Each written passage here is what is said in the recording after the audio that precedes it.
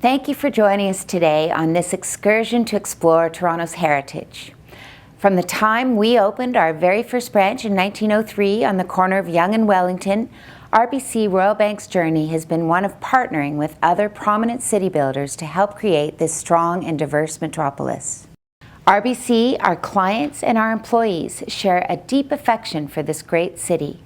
We take pride in our long and continuing chapter in Toronto's story, from building new branches to building careers to building communities through our countless philanthropic activities that enrich our city, like being the biggest corporate supporter of United Way, helping organizations welcome newcomers to Canada, as well as sponsoring these podcasts to share our strong shared history. Whether you're new in town or a local like me who is seeing the city through new eyes, I hope you enjoy taking in the sights and sounds of Toronto, past and present. I invite you to let your imaginations run wild as we step back through time to discover our diverse history and hear the tales of this vibrant city. Finally, as you wander through our neighborhoods, keep an eye out on every street corner for an RBC footprint. From the interesting architectural styles spanning the decades showcased in our local branches, to the famous gold Royal Bank Plaza towers on Bay Street, to community events like the Toronto Film Festival, Winter City, and RBC Daisy Fest. RBC is truly privileged to be part of the local landscape and to help tell Toronto's stories today. We look forward to helping create many more tales and working together to build this great city. I hope you enjoy your tour.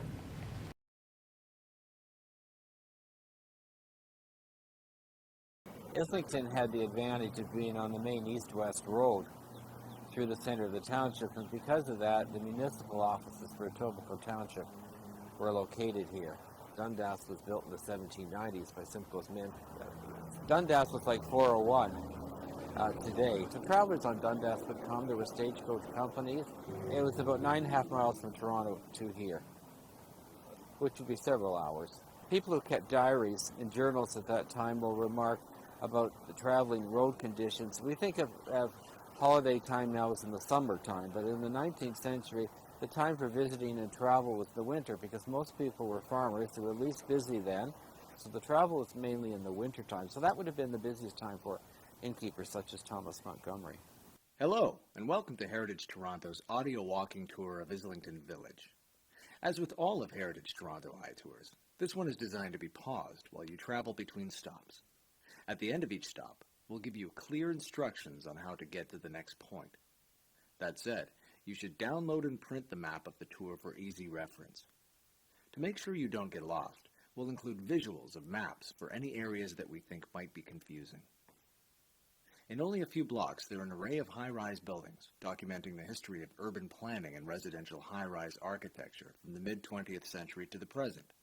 Here, close to Islington subway station, those towers are all around you now. As directed on our website, you should be standing on the corner of Aberfoyle Crescent, an east-west street located just north of the Islington subway station and Islington Avenue. We are now going to send you into the valley of Mimico Creek to begin our story. Proceed east on Aberfoyle Crescent away from Islington Avenue, and walk until you come to a set of tennis courts on the north side of the street.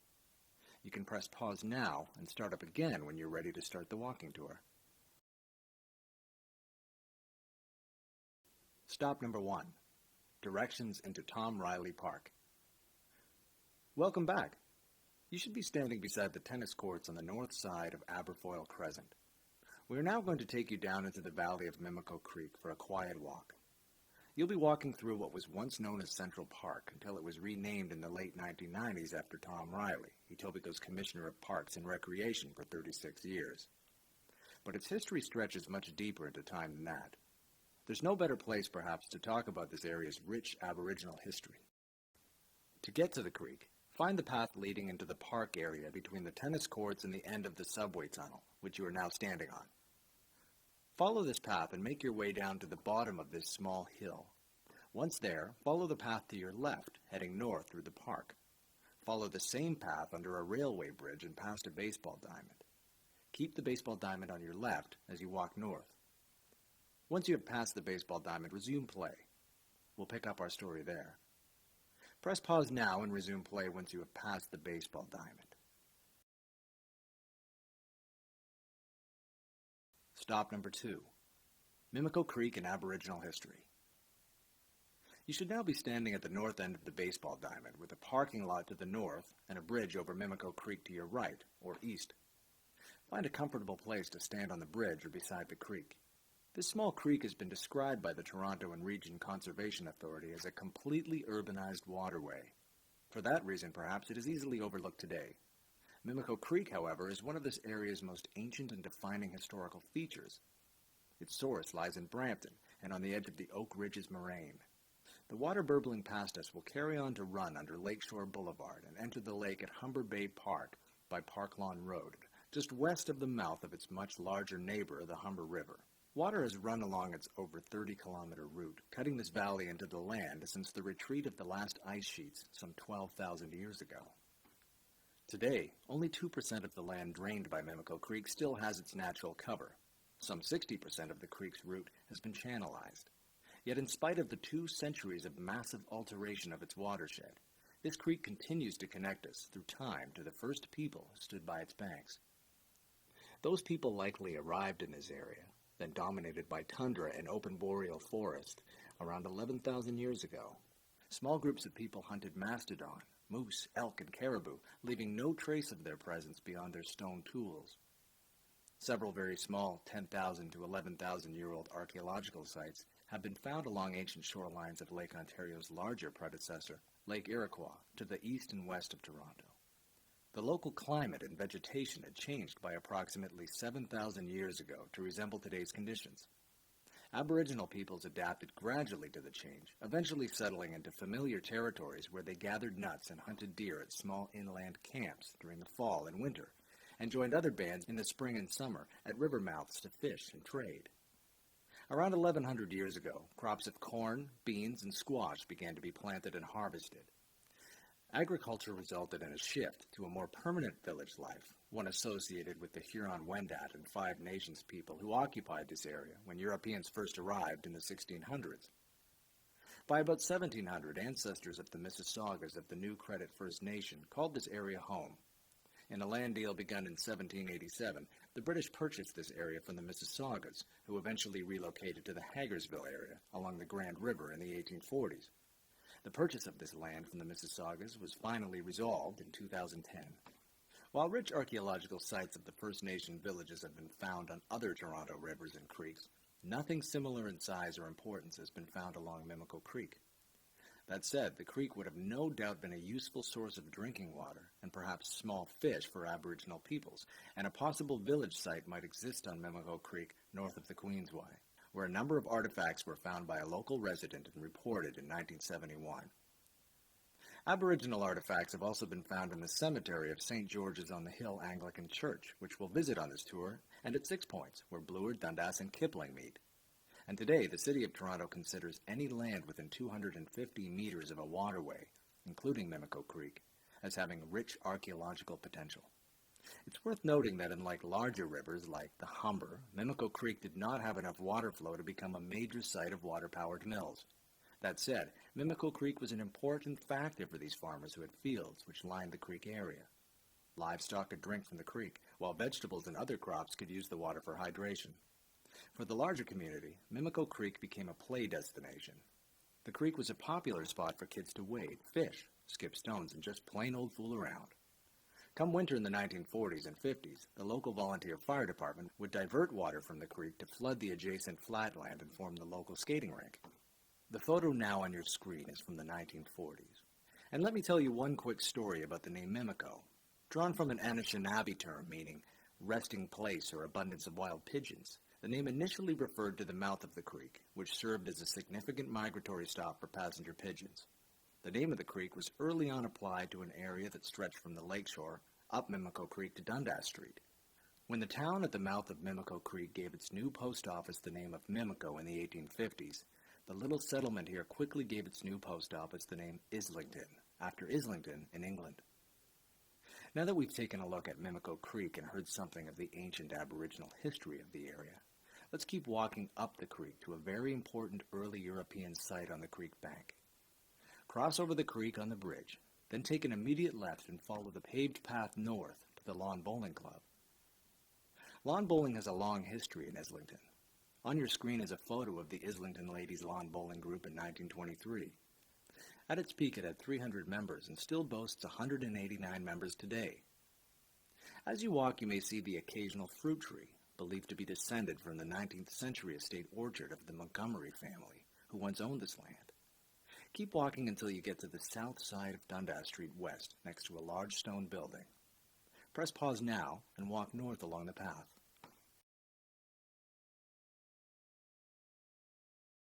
Stop number 3, Dundas Street West and Montgomery's Inn. We are now standing at the north end of the park on the south side of Dundas Street West beside a large stone building. Feel free to wander around it as we discuss its colorful history now. Although this area had fertile farmland and Mimico Creek to provide fresh water, Dundas Street, even in its primitive condition, was the greatest pull for people to this area.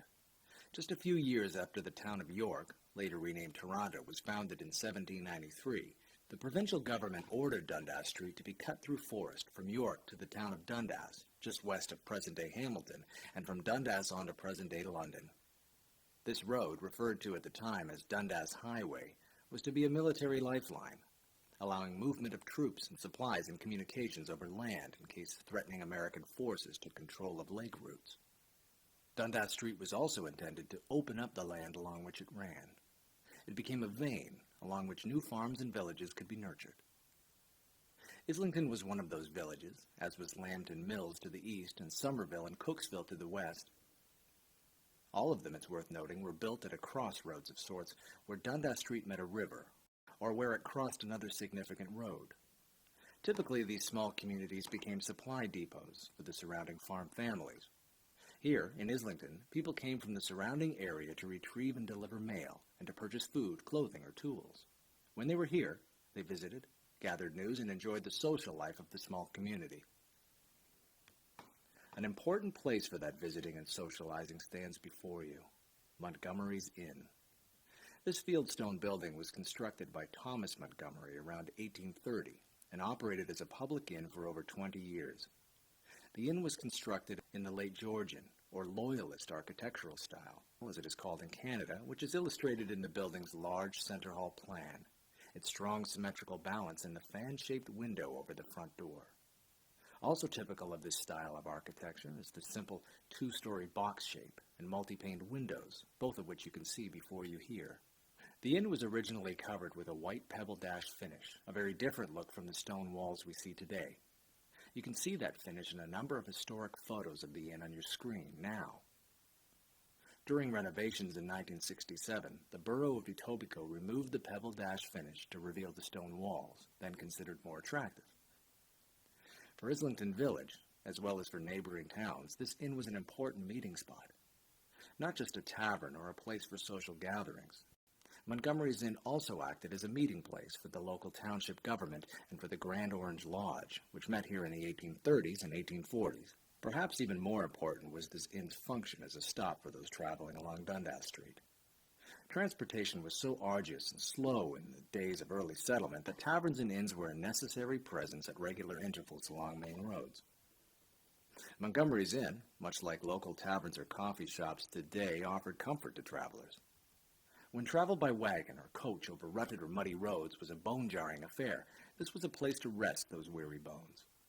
Aside from being a soothing rest stop for travelers, this inn also offered something that some may have considered even better than the comforts of home: alcohol. Montgomery kept a detailed ledger of his guests' drinks, which included beer, wine, whiskey, brandy, gin, cider, hot toddies, eggnog, and peppermint drink, which consisted of whiskey, sugar, and peppermint oil. What's a popular local tavern without an extensive bar menu? Though today the role of this inn as a City of Toronto museum is taken for granted, the story of how the inn became a museum is about as interesting as its early history. In the 1960s, there was pressure to move Montgomery's Inn to Black Creek Pioneer Village. The purpose of moving the site was to open up the land for development, to continue the speedy urbanization of this area. Thankfully, the Etobicoke Historical Society began a long but successful struggle to have the building preserved as an historic site on its original location. Today, Montgomery's Inn stands before you as a strong reminder of the village's past. Let's continue now by walking east on Dundas Street, away from Montgomery's Inn. We are walking towards 4681 Dundas Street West, the former site of the home known as Brierley. Walk past the set of lights ahead at Chestnut Hills Crescent, past Donnybrook Lane, and come to a stop on the corner of Brierley Lane and Dundas Street. Press pause now. Stop number 4, Brierley Lane. Welcome back.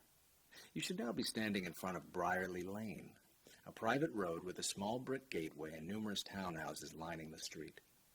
This is the site of Brierley, the home of William Montgomery, Thomas Montgomery's son.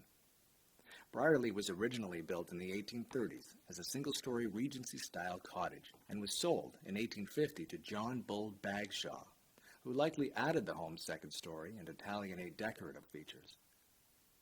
Circa 1870, it became the home of William and Jessie Montgomery, who raised 10 children here. Originally, there was a large veranda on the outside of the house, which the Montgomery family would use on warm days. Look at your screen now to see an image of Brierley. Today, there is no sign of the original Brierley, other than the street name Brierley Lane. In 1989, to much local protest, Brierley was torn down. Here's Randall Reed, who was working at Montgomery's Inn at the time. What Mr. Reed and others found in Brierley before its destruction has informed the interpretation of Montgomery's Inn today. My colleague and I watched the demolition process, and we discovered the original wallpaper was still visible underneath the re-studded walls that were put in the 1870s.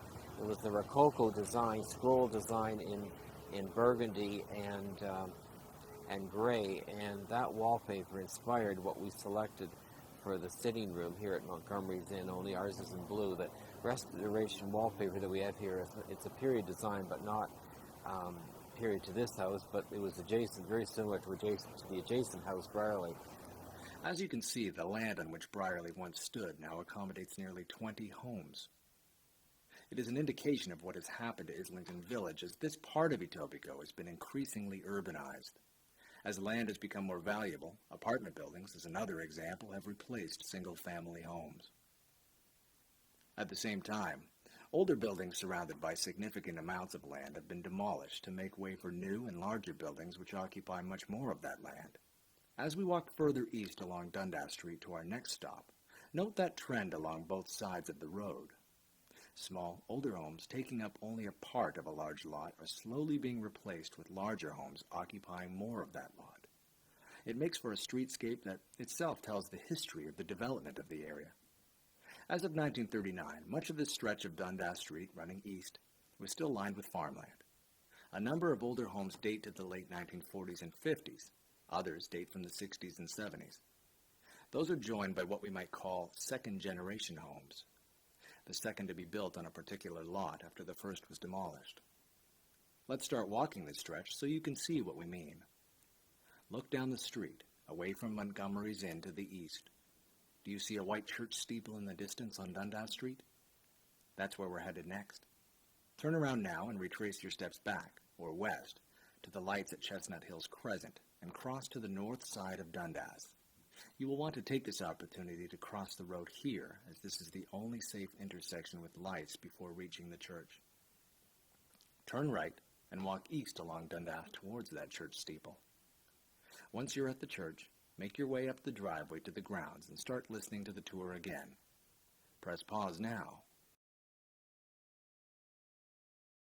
Stop number 5. St. George's on the Hill, Anglican Church. How was your walk? Like many before you, you piloted your way here by the church's recognizable steeple. For over 160 years, this church on the hill has been a landmark and navigating point. The obvious feature of this site, its elevation, was very likely appreciated long before the church in front of us was built. In 1971, the site was registered for its archaeological interest. Aboriginal artifacts were reported found in the cemetery, indicating that Aboriginal peoples also appreciated the elevated view over the surrounding land from a village or camp on this site. It's another reminder of the ancient history of the people who have lived and loved and died on this land. You are standing in front of St. George's on the Hill Anglican Church. We should note up front that this site remains an active church and private property. The graveyard in particular is a site that is sacred to the memory of all those buried there. Please, be a respectful guest at all times. In 1844, this land was presented to the Church of England by a local miller and merchant named William Gamble, the man responsible, by the way, for the old mill, which long stood as ruins on the Humber River near Bloor. The original stuccoed church was completed in 1847 and was dedicated by the legendary Right Reverend John Strawn, Bishop of Toronto.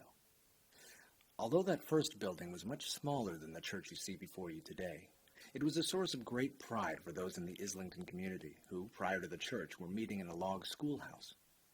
An 1862 painting of that church can be seen on your screen. As the community around the church grew, so did the building. In 1894, the church was raised and placed on a new stone foundation to provide a basement. At the same time, its stuccoed walls were covered with brick and a front porch was added. You can see that church in the photo now on your screen. In 1937, the church was lengthened. Then, to provide space for a growing population after World War II, the church was extended out on both sides to provide transepts, and then extended again in length to create a cruciform shape.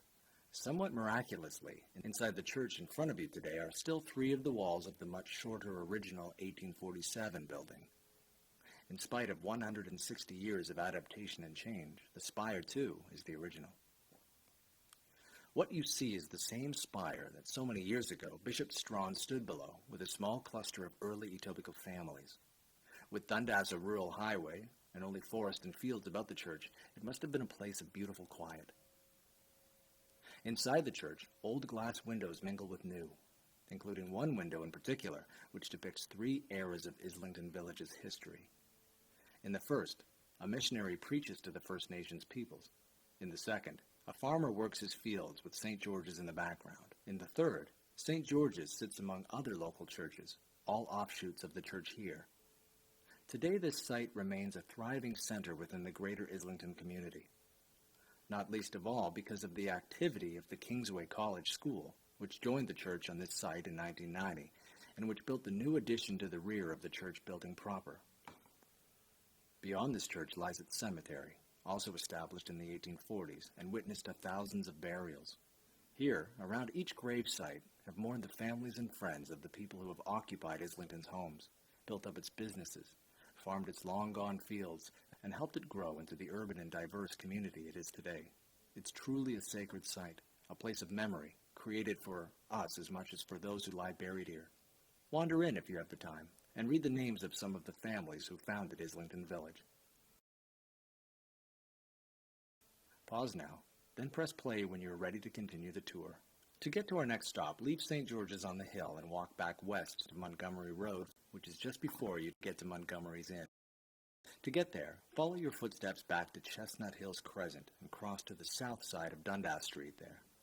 Stop at the corner of Montgomery Road for your next set of directions.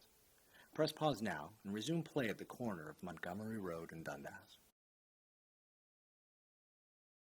Stop number 6, Montgomery Road. You are now in the corner of Montgomery Road and Dundas Street West. While we are here, let's enjoy some of the great views of Dundas Street, looking west over the past century. You can see them roll by on your screen. To make sense of those images, note that until 1962 there was no bridge on Islington Avenue over Mimico Creek. As a result, Islington Avenue coming from the north ended at Dundas Street, to be continued again at Bloor Street.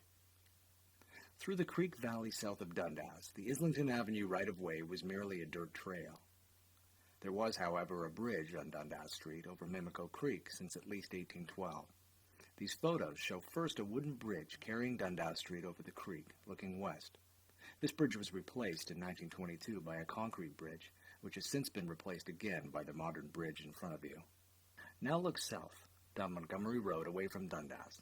Montgomery's Inn was not a regular stagecoach stop, but rather was used by travelers and by farmers coming with their grain from Etobicoke farms and townships further to the north and to the west of the grist mills on the Humber River north of Bloor. Burnhamthorpe Road was once called the Etobicoke Mono 6th Line Plank Road, a toll road that received its charter in 1846 and funneled these farmers onto Dundas Street, just west of Mimico Creek. An astute businessman, Thomas Montgomery opened Montgomery Road on his private property, providing these farmers with a shortcut to the Humber Mills while increasing business at his inn. Until the 1940s, it's worth noting, Montgomery Road still traveled mostly through open fields as it made its way from here to Bloor Street. Already, however, it was home to one of Etobicoke's landmark institutions, Etobicoke Collegiate Institute. We'll head there now. Walk south down the west side of Montgomery Road. Stop in front of Etobicoke Collegiate Institute. It's big, you can't miss it, in front of its old main entrance. Pause now and resume play once you're in front of ECI. Stop number 7, Etobicoke Collegiate Institute. You should now be standing in front of Etobicoke Collegiate Institute, or ECI, originally known as Etobicoke High School. Schools can be reflections of the development of the communities they serve, and ECI is no different. When it was built, where it was built, and when it expanded, those things can tell us much about the growth of Islington Village and its continued emergence as a hub for education, transportation, and business in Etobicoke. It's notable first that ECI was founded in 1928 when Islington Village was still a relatively sleepy community, largely surrounded by farmers in their fields. Prior to that date, high school students in the area were either heading down to Mimico on the lakeshore or north to Weston to go to high school. It was first and foremost a rural school, meeting the needs of students from across central Etobicoke Township. The building, as well as the stories of its many students and alumni, is impressive. Built on the edge of the Mimico Creek Valley, the school quickly made use of the valley flats for sports fields and a running track, a purpose they still serve today. The original building was designed by architect Stephen Burwell Coon and Son. It can be seen, with the playing fields on the creek flats, in the wonderful photo of the 1936 rugby team on your screen. In 1928, ECI included the grand front entrance, complete with relief carvings above, flanked by classrooms on each side, with a gymnasium at the rear. The architectural firm, led by Stephen Burwell Coon and his son, Burwell Rancier Coon, has been called the most prolific designers of new school buildings in Ontario. Since Stephen, the father, was in his late 60s when ECI was completed, his son Burwell may have played a larger role in the school's design. The style of the building indicates this, as Burwell was known for paring down his father's more classical revival styles into simpler forms. ECI fits that description. The classical elements are there, the strong symmetry, the slightly projecting central portion of the facade containing the entrance, and the tall ionic pilasters supporting the cornice and parapet at the roofline. But the pilasters and cornice are restrained, and the building is not heavily adorned, beyond patterned brickwork and the sculptural reliefs in the parapet. This could be called modern classicism, and it was Burwell Rancier Coon's specialty. In 1945, when he designed a major addition which widened the flanks, slightly set back from the original building, he used the original design. The reliefs, by the way, are a lovely touch and well suited to the building. In the left panel, girls and boys engage in scholastic activities, music and reading, for example. In the central panel, they play. From left to right, children roll hoops. A boy chases a girl, and 2 boys chase a ball. At far right, children engage in work, hauling a bag of grain, perhaps, then seeding a field and walking behind a cow, then harvesting fruits and vegetables in a basket on the shoulder, and grain with a sickle in her hand. Later additions to this high school took a very different stylistic direction than Burwell Rancier Coon's first, as you can see to both the right and the left. The periods of those additions again tell the story of the growth and development of the area. When the population of Etobicoke began to explode in the suburban expansion of the post-war baby boom era, so did the school. The 1945 addition was joined by another in the 1950s, and yet another in the 60s. However, as demographics changed and enrollment declined in the 1980s, a large wing at the north end was removed and the building reconfigured. Before we move on, it's worthwhile to consider the generations of young people who have passed through ECI's doors, behind which were the keys to an education leading to jobs away from the surrounding farm fields. The school proudly holds among its alumni Montreal Canadiens legend Ken Dryden, musician Jeff Healey, Olympian and gold medalist Marnie McBean, and former Ontario Cabinet Minister and Speaker of the House Chris Stockwell, to name just a few. We're now going to walk the downtown Islington Village, and we're going to take a cross-country shortcut back down into the Mimico Creek Valley and over the bridge we stood on at the beginning of this tour and up the other side. To get there, walk back up Montgomery Road to the north end of the ECI building. Turn left and take the paved access road beside the school down to the path that leads into the valley and over the bridge. Once over the bridge, continue walking straight ahead, or west, to Islington Avenue. Turn right on Islington and walk north to Dundas Street. Turn left on Dundas, crossing over Islington, and walk west until you are opposite 4884 Dundas Street West, which is on the north side of Dundas. We'll pick up the story there. Stop number 8, southwest corner of Islington and Dundas, Musson House and the Methodist Manse. Hello again. You should now be standing across the road from 4884 Dundas Street, a large two-story home with a green door and white painted brick. Before we get to the story of this house, look back the way you came. The story of the southwest corner of Dundas and Islington tells us much about the way Islington Village has changed. First, and most importantly, I'll remind you again that Islington Avenue was not connected over Mimico Creek to Dundas until around 1962. Prior to that, it dwindled off just south of Dundas, cut off by the creek. The creek valley, with its dark soil, was very fertile, and until the 1940s, on both sides of the creek were market gardens. The south side of Dundas, from here to the creek, was lined with a few homes, including the Robert Tier Senior Residence, built circa 1860, which you can see now on your screen.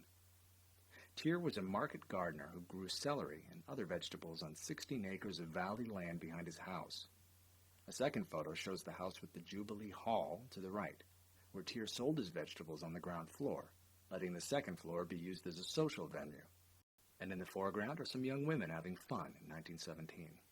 By the mid-1950s, the rush of post-1945 development had led to the replacement of the Tier residence and market gardens with the Thorncrest Motors Ford dealership, selling shiny big new automobiles to the commuting residents of Etobicoke's burgeoning suburbs. The car dealership remained there until it moved to the Queensway in the mid-1980s and was replaced by the Barclay Terrace condominiums. So was gone much of the story of Islington Village, as we'll learn as we walk down this main street. But here we have the opportunity to see a relatively rare remaining historic building. Well, two in fact if you use your imagination. The first is the one across the street at 4884 Dundas. Not convinced it's all that old? The photo on your screen, taken around 1920, might help. As an aside, the two kids in this photo of their home are Thelma and Dudley Newlove. Dudley served as an RCAF pilot in World War II and was shot down and killed off the coast of Ireland in 1942 at the age of 27. A plaque to his memory is in the interior wall of St. George's on the Hill Church. For a very long time, the house has been known as the Musson House, after the Musson family that once occupied it. The Mussons once owned a large amount of land in the Islington and Weston areas and had a small sawmill just up Mimico Creek, north of Dundas. This house was built around 1865.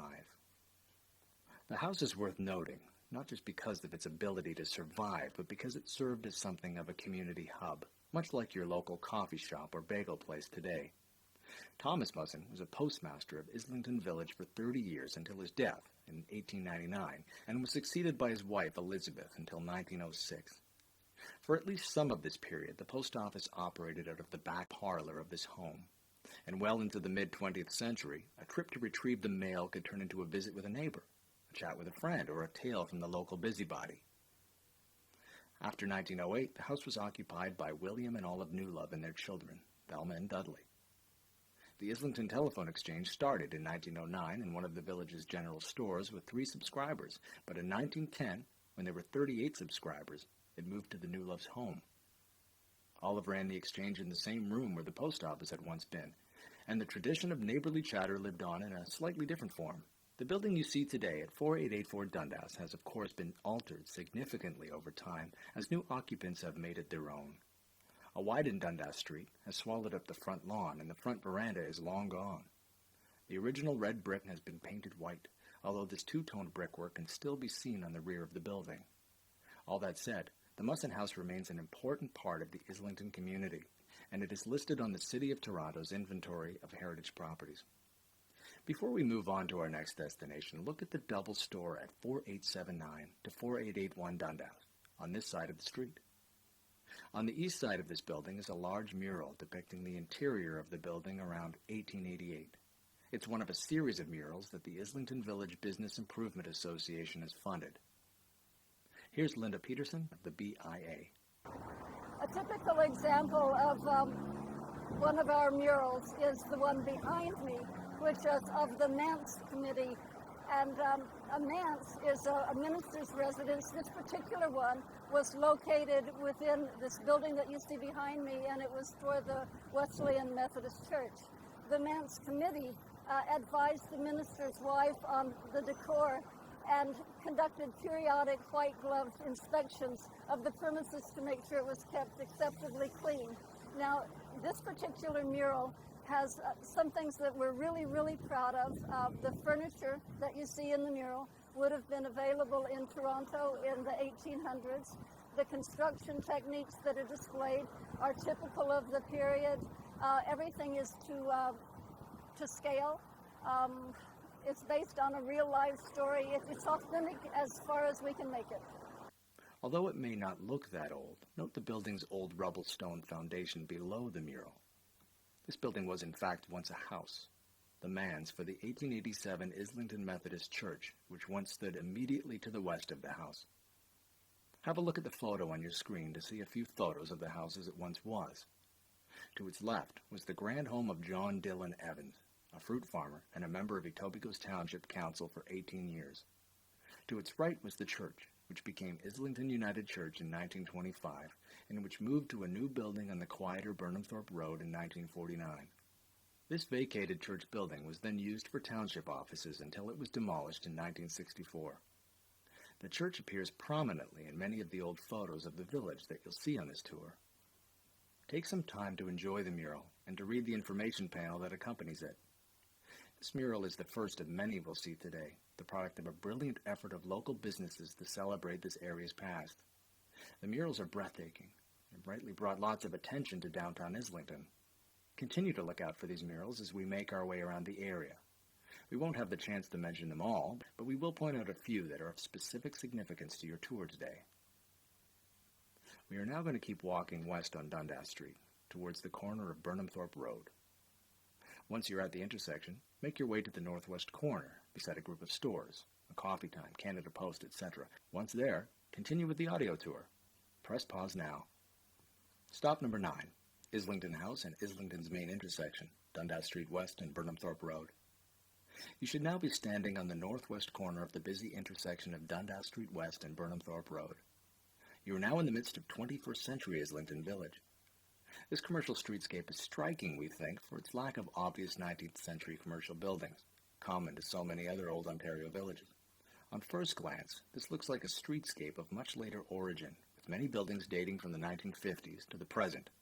It's remarkable to think that this street is, by Toronto standards, very old. Where are the old rural village-era buildings? First, as the historic photos on your screen illustrate, the streetscape of the old rural village of Islington was never densely built up with commercial buildings. It was instead lined by homes, fairly well spaced out, and by other well spaced out buildings, including a few shops, a couple of churches, a bank, and taverns. In 1846, it was recorded that the community had 1 doctor, 2 taverns, a blacksmith, 1 butcher, a baker, 2 shoemakers, 2 wheelwrights and wagon makers, 2 carpenters, and 1 tailor. All of those people were serving not only the village's tiny population of 150 people, but also the surrounding farm families which used the village as their supply and service depot.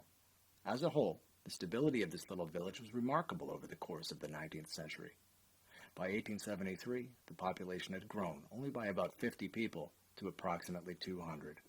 A couple of general stores stood back the way we came on this side of Dundas. The first was immediately west of Mimico Creek near Islington Avenue. You can see a great photo of it on your screen. It is believed that this store was built around 1830. By the 1850s, it was owned by Thomas Musson, who we've already heard about. By the time of this photo, the store was owned by William Dunn, who, as a postmaster, operated the village post office in his store until 1927. The second general store was just east of Burnhamthorpe Road, owned by Frederick Hopkins. It appears in the photo of the streetscape on your screen now. As with several businesses in the village, the store was located in a former residence on Dundas Street, renovated by Hopkins in 1909 to hold the store on the main floor, with living quarters above. The building in the foreground of the photo now on your screen was a hotel. Its story, too, says something about Islington Village. It was first built circa 1839 as a general store, remaining a store until John Brownridge purchased the building in 1870 and converted it into Brownridge's Hotel.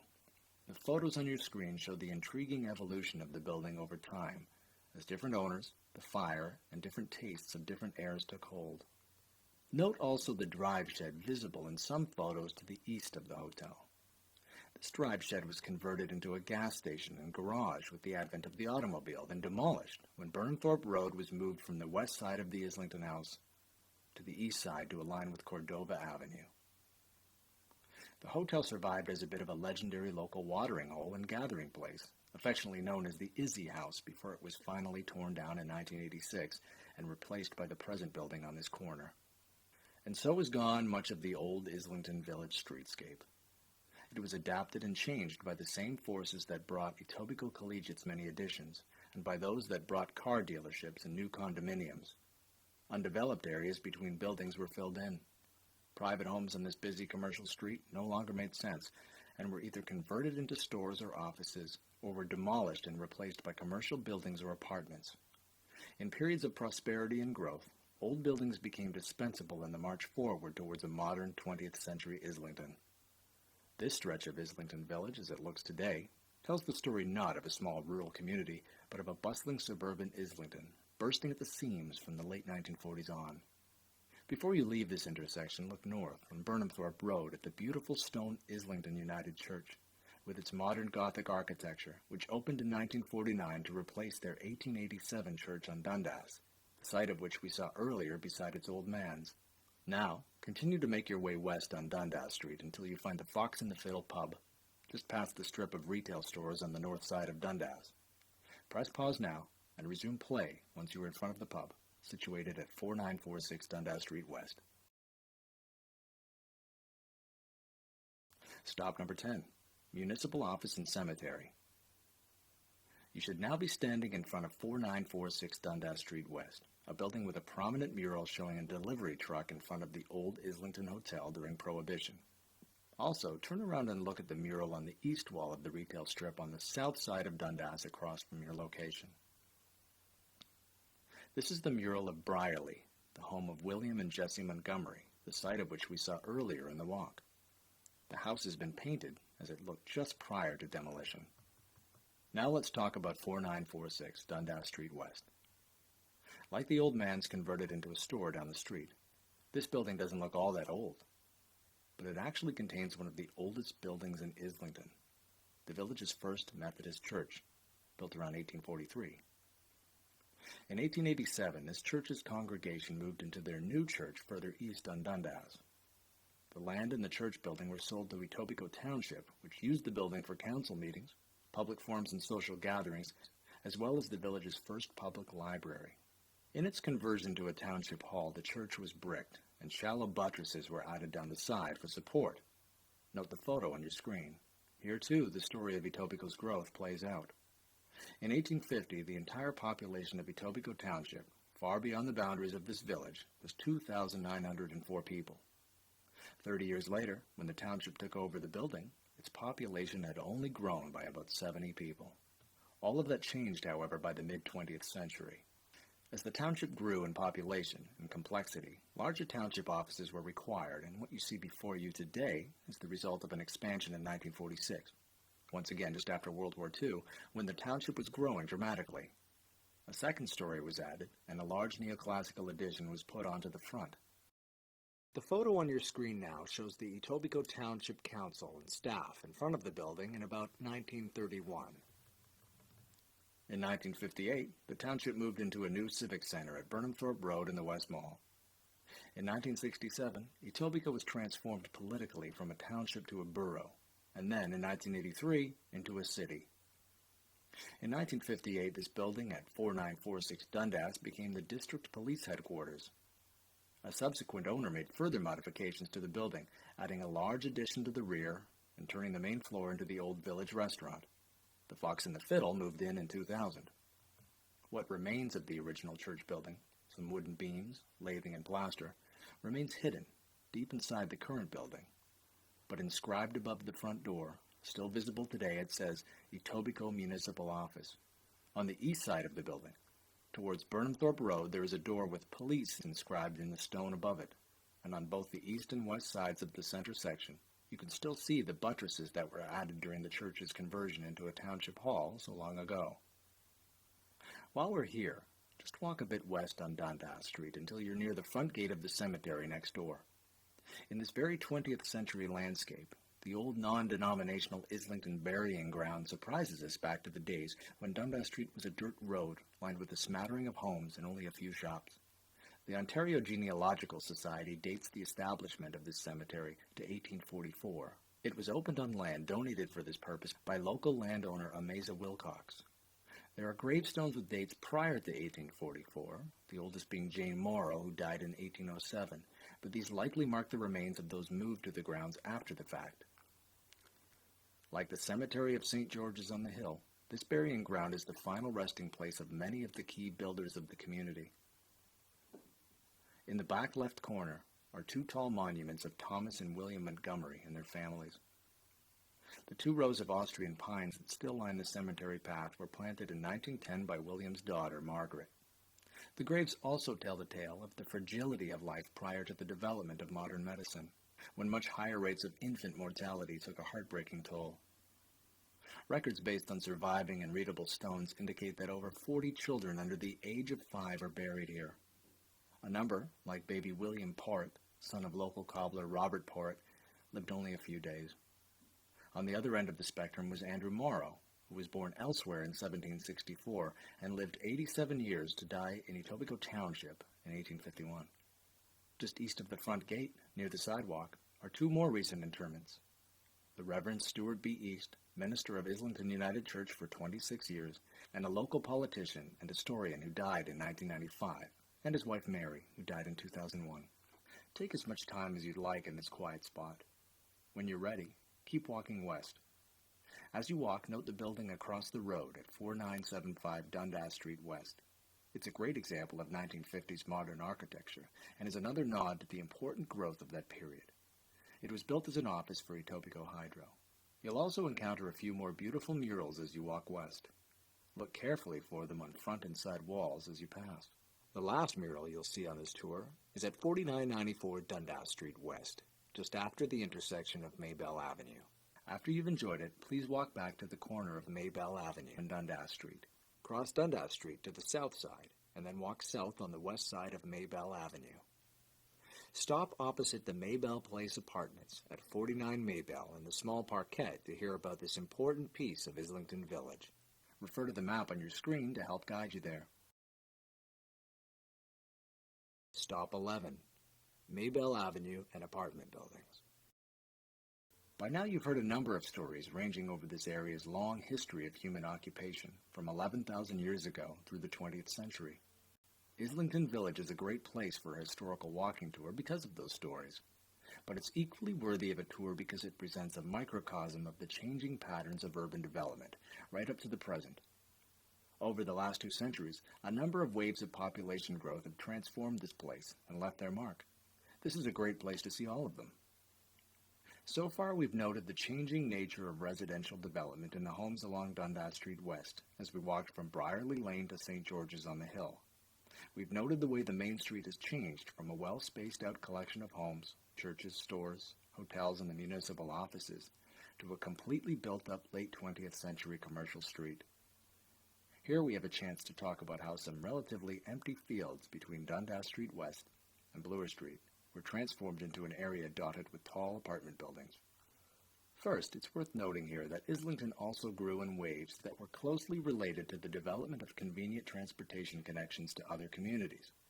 Dundas Street always served that linking role, of course, but before the automobile, travel by rail trumped travel by road. The first railway ran through Islington in 1879. The Credit Valley Railway connected this area to downtown Toronto on the one end and to Galt, Ontario and beyond on the other. A ride to downtown Toronto took approximately 25 minutes. A small train station was built on the north side of the tracks on the west side of Cordova Avenue. The station closed to passenger services in the 1960s and has since been demolished. It's also worth noting that from 1917 to 1931, the Toronto Suburban Railway operated an electrified rail line or streetcar through Islington to Guelph. This line paralleled Dundas Street through the village. These rail lines changed the way people lived, shopped, and conducted business by connecting them to bigger markets for goods and to a wider range of consumer products.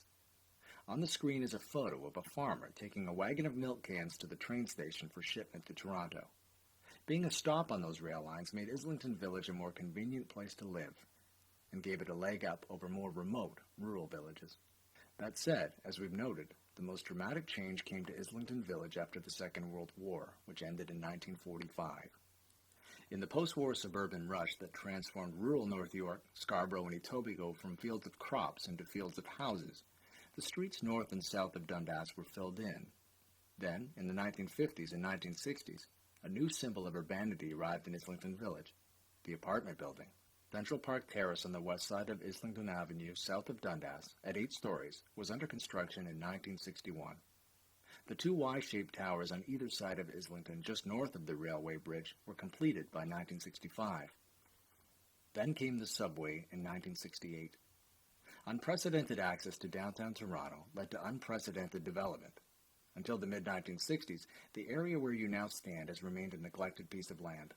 Only one residential street stretched into it, with perhaps 30 houses.